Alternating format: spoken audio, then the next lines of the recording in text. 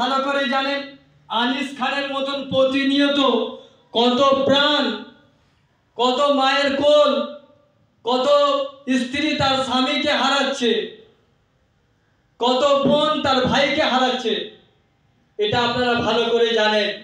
আর মানুষ দিশেহারা। 2026-এ বিধানসভা নির্বাচনে অল ইন্ডিয়া মজলিসে ইত্তেহাদুল মুসলিমিন মানুষকে দিশা দেখাবে।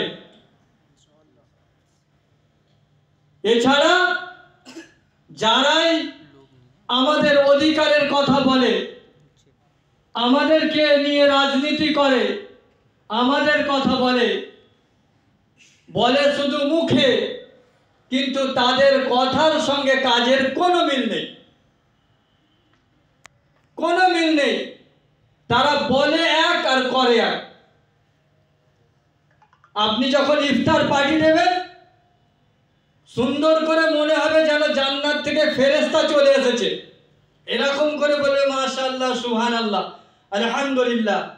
কিন্তু না, তার চিন্তা ভাবনা মুসলিম বিদ্বেষী এবং ভারতবর্ষের পিছিয়ে পড়া মানুষের বিদ্বেষী। তার প্রথম সারিতে বিদ্বেষ আছে বিজেপি। যে বিজেপি জানেন শুভেন্দু অধিকারীর, এরা কত বড়